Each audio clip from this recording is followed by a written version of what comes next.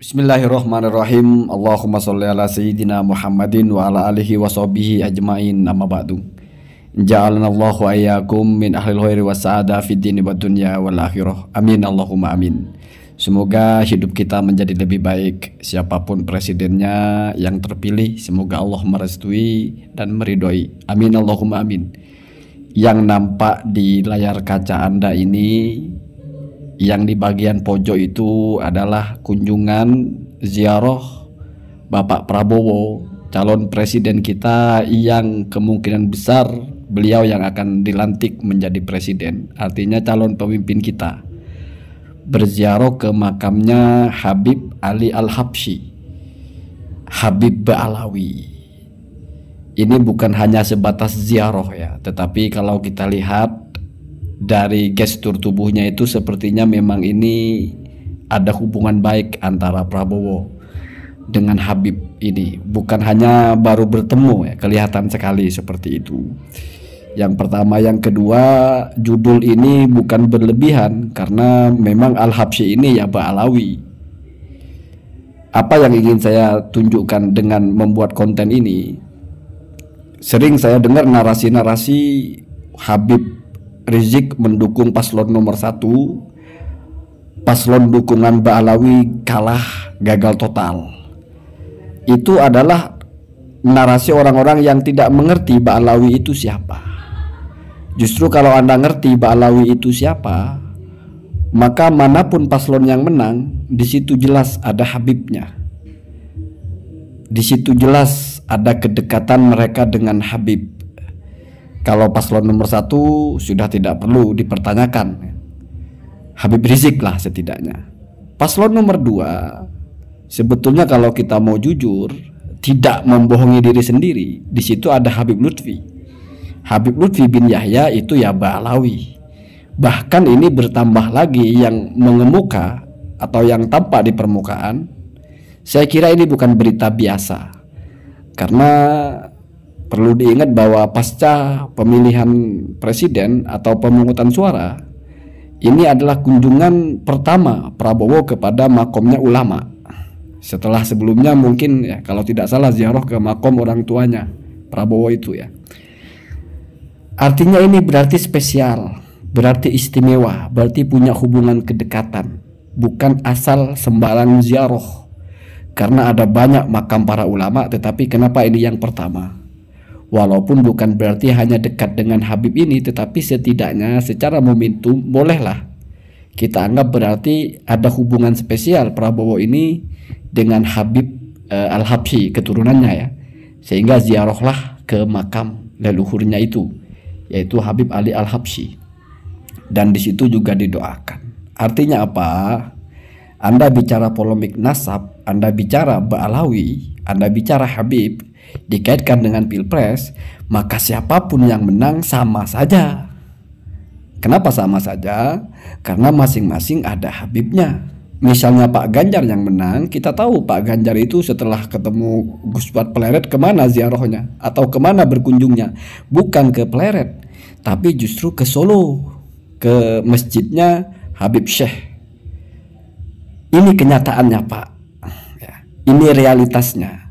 Jadi jangan seperti kata dalam tempurung yang merasa Ba'alawi itu dikucilkan, Ba'alawi itu tidak ada perannya, Ba'alawi itu bukan siapa-siapa, capresnya kalah.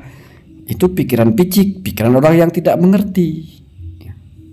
Kalau kita mengerti, ini adalah kenyataan yang harus kita sikapi, yang harus kita fahami, bahwasanya Ba'alawi itu dekat dengan semua capres. Karena Ba'alawi itu banyak Pak. Habib itu banyak, ratusan ribu bahkan. Bukan hanya Habib Rizik Ba'alawi itu, bukan hanya Habib Bahar. Jadi kalau Anda bicara capres, siapapun yang menang, ya sama saja, sama-sama ada kedekatan dengan Ba'alawi, walaupun mungkin berbeda personalnya. Karena Anda sebut Ba'alawi itu nama kabilah, nama kelompok, bukan nama perseorangan. Walaupun memang Alawi itu ya Alwi bin Ubaidillah, tetapi kalau Anda sudah sebut Ba'alawi itu bukan nama perorangan Pak. Jadi sudahlah ya, tidak perlu dikait-kaitkan antara nasab ini dengan siapa yang menang. dalam artian Anda ingin memojokkan Mbak Alawi, pegangannya Mbak Alawi kalah. Gimana ceritanya?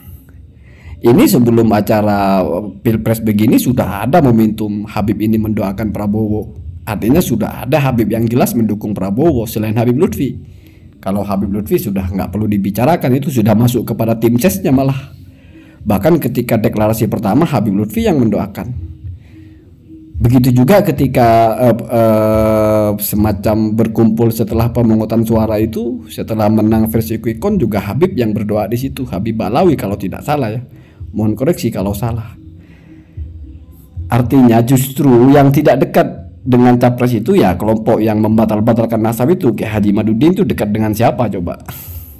Dengan Pak Ganjar ya datang aja, nggak didatangi lagi. Gus Fuad coba deket nggak dengan Pak Ganjar? Oh sama-sama Jawa Tengah tapi dikunjungi aja nggak. Itu kalau mau bicara tidak dekat. Jadi kalau mau adu-aduan antara yang membatalkan Mbak Alawi dengan Mbak Alawinya sendiri, pengaruh mereka di depan para capres itu 1 banding 1000 atau 1:0 ya. Kelompok-kelompok kalian itu nggak ada yang berpengaruh, nggak ada yang punya hubungan dengan politisi selevel Mbak Alawi ini. Bagaimana mereka aksesnya itu sudah tembus ke puncaknya.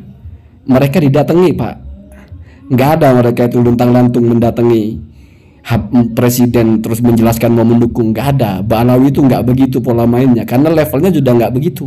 Bukan orang yang cari-cari, mereka dicari Pak. Ini kenyataan. Saya tidak bicara mengunggulkan Mbak Alawi dibandingkan ulama Indonesia, enggak, tapi dibandingkan dengan itu 4 sekawan atau siapa itu, sadarlah ya Pak, sadar ya. Ini realitas.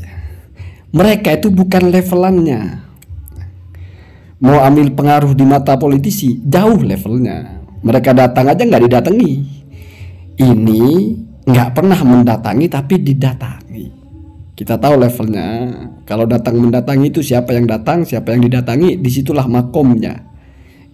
Ulama yang mestinya begitu, mereka didatangi, dimintai doa, dimintai arahan, dimintai nasihat, bukan luntang-lantung ke sana kemari menyuarakan dukungan. Nggak begitu pola mainnya ulama. Sejak dulu ya begitu, nggak ada ceritanya ulama-ulama itu datang ke capres terus menyuarakan kami mendukung, nggak ada begitu ya.